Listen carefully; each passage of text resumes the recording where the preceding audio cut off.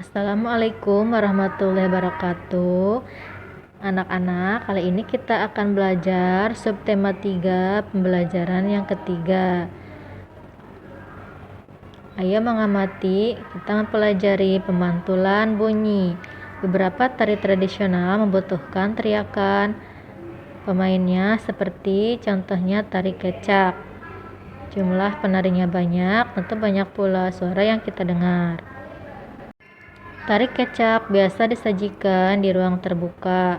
Teriakan pada tari kecak dengan teriakan kamu di dalam rumah tentu berbeda. Ya, kita belajar pemantulan dan penerapan bunyi. Dilanjut pada halaman 130.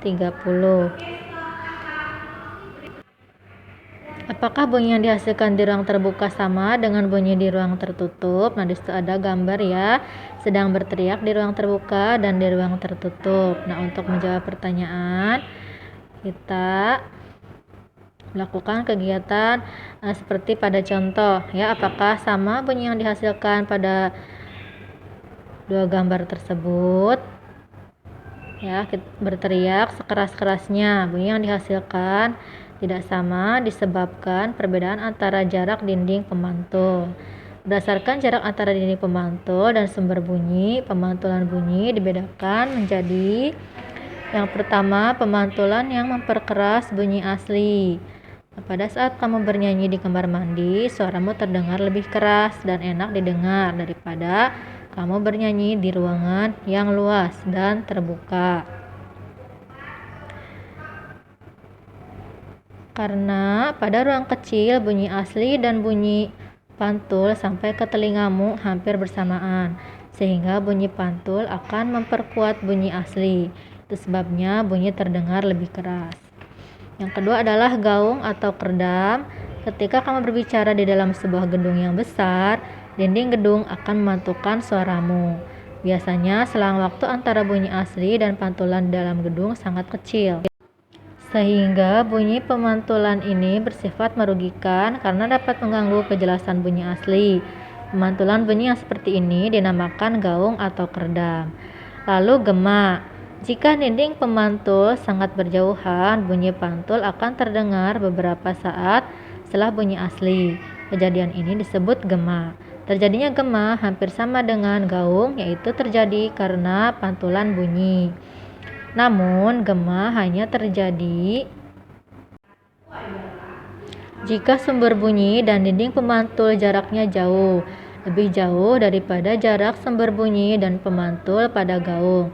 Misalnya, jika kamu berteriak di depan dinding tebing yang tinggi, suaramu seolah-olah ada yang mengikuti setelah selesai diucapkan. Hal ini terjadi karena bunyi yang datang ke dinding tebing dan bunyi yang dipantulkannya memerlukan waktu untuk merambat.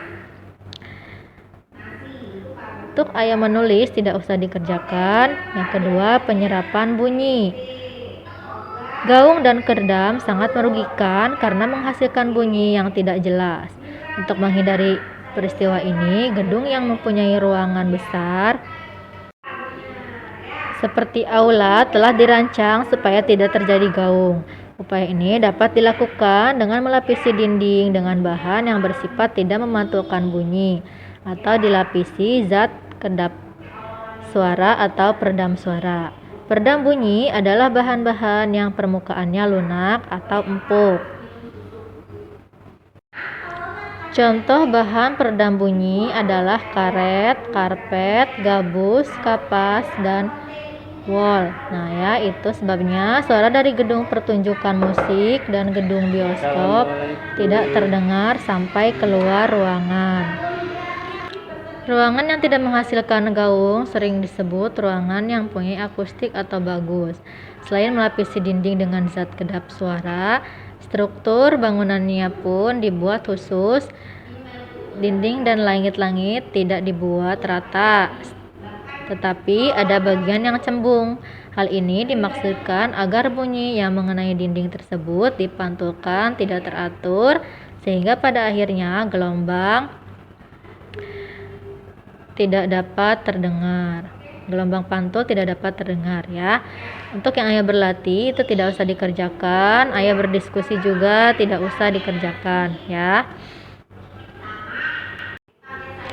Lalu kita ayah menulis kata-kata sulit ya pada tabel. Misalnya contohnya adalah gaung ya. Artinya apa? Nah, seperti yang ibu tadi jelaskan ya.